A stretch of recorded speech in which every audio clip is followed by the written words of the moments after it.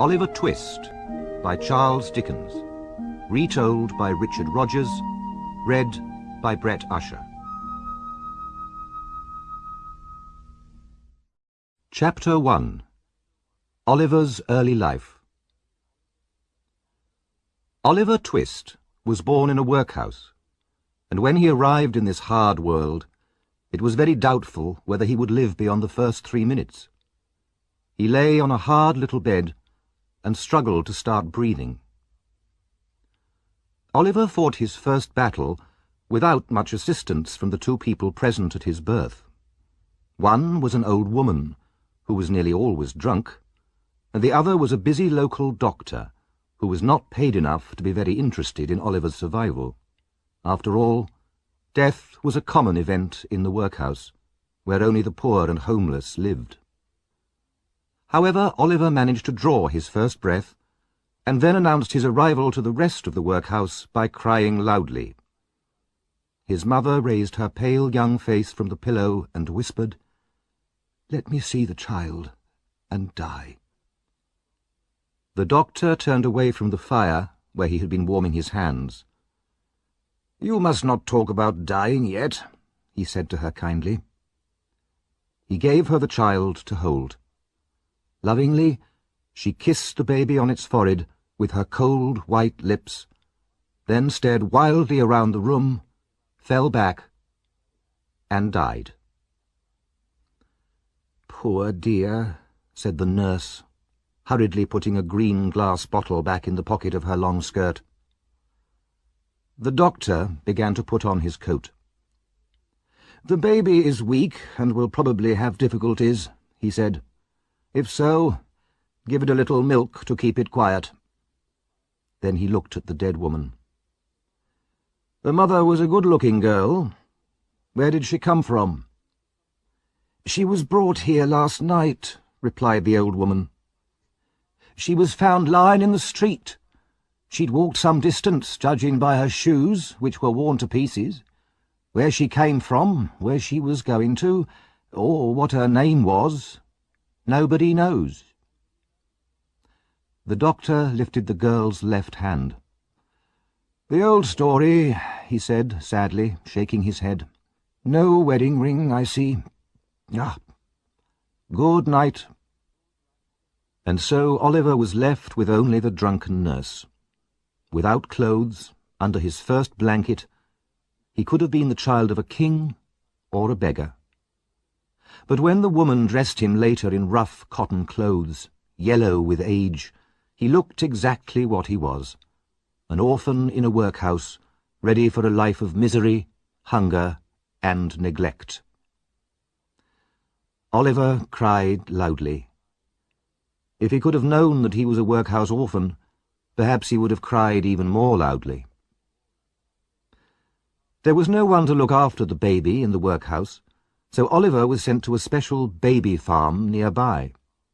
There, he and 30 other children rolled around the floor all day without the inconvenience of too much food or too much clothing. Mrs. Mann, the old woman who looked after them, was very experienced. She knew what was good for children, and a full stomach was very dangerous to their health.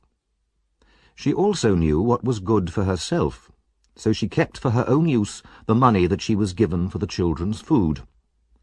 The board responsible for the orphans sometimes checked on the health of the children, but they always sent the beadle, a kind of local policeman, to announce their visit the day before.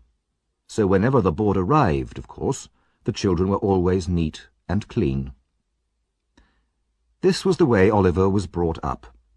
Consequently, at the age of 9, he was a pale, thin child and short for his age. But despite frequent beatings by Mrs. Mann, his spirit was strong, which was probably the reason why he managed to reach the age of 9 at all. On Oliver's 9th birthday, Mr. Bumble the beadle came to the house to see Mrs. Mann. Through the front window, Mrs. Mann saw him at the gate and turned quickly to the girl who worked with her.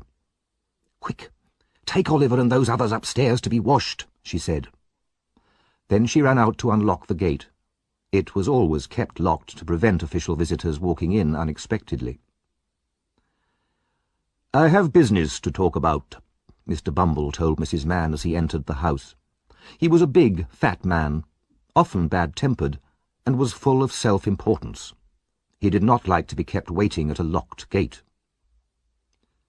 Mrs. Mann took his hat and coat, placed a chair for him, and expressed great concern for his comfort. "You've had a long walk, Mr. Bumble," she said, "and you must be thirsty." She took out a bottle from the cupboard. "No, thank you, Mrs. Mann, not a drop."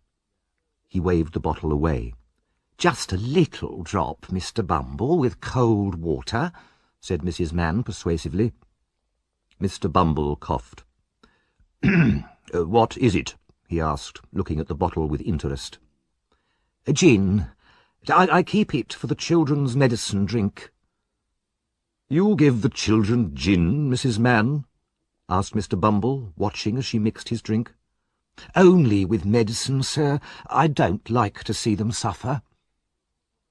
"You're a good woman, Mrs. Mann." Mr. Bumble drank half his glass immediately. "I'll tell the board about you. Now, the reason why I'm here. Oliver Twist is 9 years old today. We've never been able to discover anything about his parents."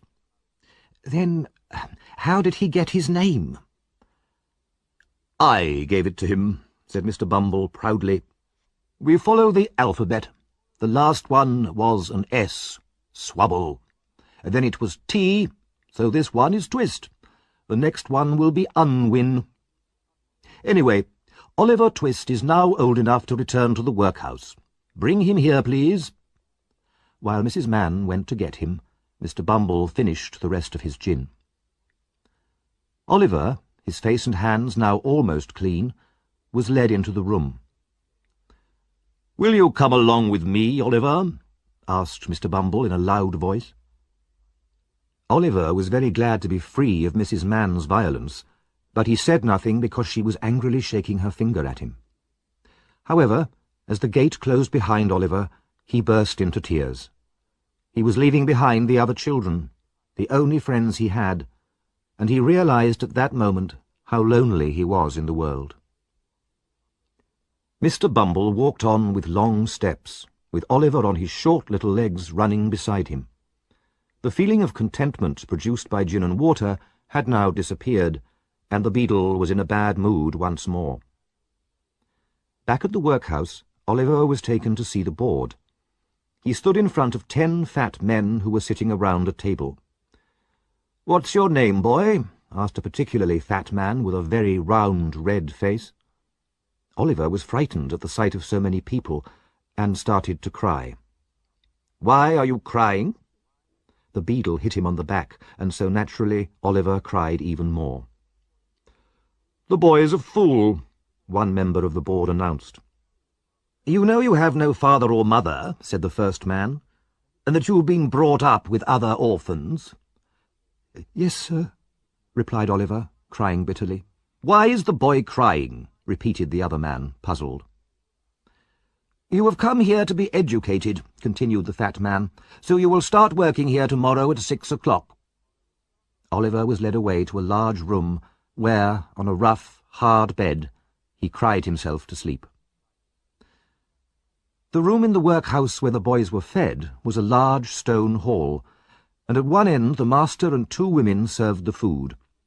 This consisted of a bowl of thin soup 3 times a day, with a piece of bread on Sundays. The boys ate everything and were always hungry. The bowls never needed washing. The boys polished them with their spoons until they shone. After 3 months of this slow starvation, one of the boys told the others he was so hungry that one night he might eat the boy who slept next to him. He had a wild, hungry eye, and the other boys believed him. After long discussion, they decided that one of them should ask for more food after supper that evening, and Oliver was chosen. The evening arrived, the soup was served, and the bowls were empty again in a few seconds. Oliver went up to the master with his bowl in his hand.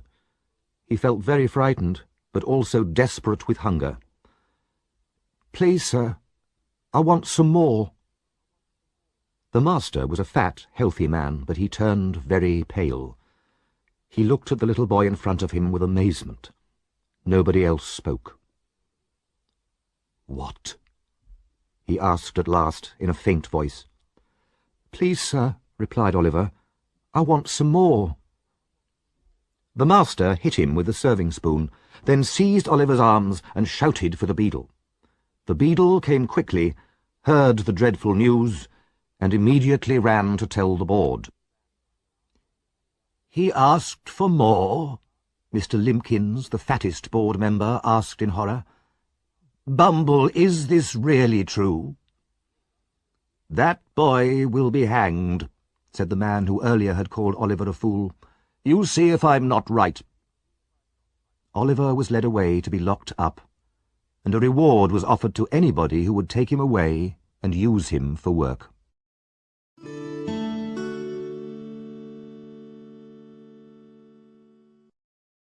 Chapter 2. Oliver's First Job. Oliver stayed a prisoner alone in the dark room for a week. He cried bitterly all day, and when the long night came, he spread his little hands over his eyes to shut out the darkness, and tried to sleep. He was given freezing water to wash with, and was beaten daily by Mr. Bumble in front of all the other boys in the hall, as a warning to them. One day, Mr. Bumble met the local undertaker, Mr. Sowerberry, outside the workhouse. "Do you know anybody who wants to train a boy for work, Mr. Sowerberry?" Mr. Bumble pointed at the notice on the wall above him, which offered £5 to anybody who would take Oliver Twist for work. Mr. Sowerberry rubbed his chin and thought for a while. "I pay enough for the poor with my taxes," he said, "so why shouldn't I be able to make use of them in my work? Yes, I'll take the boy myself." And so the board agreed to send Oliver to work for the undertaker. The necessary papers were signed. Oliver's small possessions were put into a brown paper parcel, and he was led to Mr. Sowerberry's house by Mr. Bumble. As they walked along, tears began to run down Oliver's face. "What is it this time?" asked Mr. Bumble impatiently. "Don't be so ungrateful. This gentleman is going to look after you." "It's just that I'm so lonely, sir," said the child. "Everybody hates me. Please don't be angry with me, sir." Even Mr. Bumble felt a little pity. He coughed, told Oliver to dry his eyes and be a good boy, and walked on with him in silence. The undertaker had just finished work for the day when Mr. Bumble entered his shop. "Here, I've brought the boy," said the beadle. Oliver bowed to the undertaker, who raised his candle to get a better view of the boy. "Mrs. Sowerberry," he called, "come and have a look." His wife, a short, thin woman with a disagreeable face, came out to see. "He's very small," she said immediately. "He is," agreed Mr. Bumble, "but he'll grow, Mrs. Sowerberry." "Yes," she said crossly, "when he eats our food. Go on, get downstairs." She pushed Oliver downstairs into a damp, dark kitchen, and called to the girl working down there. "Here, Charlotte, give this boy some meat that the dog left, if he thinks it's good enough for him." Oliver tore the meat to pieces with his teeth as if he were a wild animal. Mrs. Sowerberry watched him in silent horror, already thinking about her future food bills, then took him upstairs to the shop. "You'll sleep here among the coffins," she said. Oliver stared around the dark, airless shop at the coffins, some finished, some only half made. He trembled at the thought of ghosts. His bed was a small hole in the floor, and looked very like a grave. But it was not only the room that depressed Oliver. He felt very lonely, with no friends and no one to care for him. As he lay on the bed, he found himself wishing that it really was his grave. The next morning, he was woken up by someone kicking at the shop door. "Open the door, will you?" shouted a voice through the keyhole. "Yes, sir."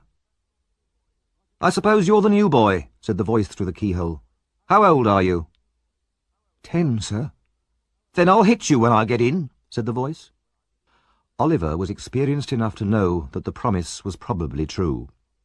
He opened the door with a shaking hand, then looked up and down the street. All he could see was a large boy wearing the uniform of one of the charity schools, where the children of the very poor used to go. "Did you want a coffin?" asked Oliver innocently. The charity boy looked at him fiercely. "You'll be needing a coffin soon, workhouse, if you make jokes like that. I'm Mr. Noah Claypole, and you're working under me. Now hurry up and open the curtains." As he said this, he kicked Oliver and entered the shop. He was a big, clumsy boy of about 14, with a large head and very small eyes. Added to these attractions were a red nose and dirty yellow trousers. The boys went down to breakfast, which the girl Charlotte had made for them. She gave an extra piece of meat to Noah, then told Oliver to hurry up, as it was his job to look after the shop. "Did you hear that, workhouse?" shouted Noah. "He heard, Noah," said Charlotte. "Leave him alone." "Why?" asked Noah. "All his relations have already left him alone. His mother and father aren't going to interfere with him." Charlotte and Noah both started laughing loudly. Oliver sat alone in the corner, eating old bits of bread. Noah was a charity boy, but not a workhouse orphan. He at least knew who his parents were. But for a long time, all the local shop boys had insulted him because he wore the uniform of a charity boy. Now fortune had brought him a creature in an even lower position in society than himself. Noah intended to repay to Oliver every insult he had ever received, and to make the new boy's life a misery. After a few weeks, Mr. Sowerberry decided that he liked Oliver's appearance enough to train him in the undertaking business. Oliver's permanent expression of sadness was very suitable, the undertaker thought, for collecting dead bodies from houses and accompanying the coffins to funerals. One day, Mr. Bumble came to tell them about a woman who had died in an extremely poor part of the town, and Sowerberry and Oliver went to collect the body. They went down dirty, narrow streets, where the houses on either side were tall and large, but very old. Some of the houses were almost falling down, and had to be supported by huge blocks of wood. The area was so poor that even the dead rats in the street looked as though they had died of hunger. They found the right house, and climbed the dark stairs to a miserable little room. Some children watched them from the shadows as they entered. Something lay beneath a blanket on the floor in one corner. A man and an old woman stood near the body. Oliver was afraid to look at them. With their thin faces and sharp teeth, they looked like the rats he had seen outside. As Sowerberry began to measure the body for a coffin, the man knelt on the floor and cried out, "She starved to death, I tell you. That's why she died." He fell to the floor, and all the children behind him started to cry. Sowerberry and Oliver, their work done, left as fast as they could. They returned the next day with the coffin, and 4 men from the workhouse who were to carry it. The man and the old woman followed the coffin to the church, and waited silently by the grave for the priest to arrive. When at last he came, he hurried through the burial prayers, and as quickly as possible, it was only a job after all, the coffin was put into the ground. At this point the husband, who had not moved once during his wife's burial, not even during the long wait for the priest, suddenly fainted to the ground and had to have cold water thrown over him. "So, how did you like it, Oliver?" asked Sowerberry later as they walked home. "Not very much, sir," Oliver answered truthfully.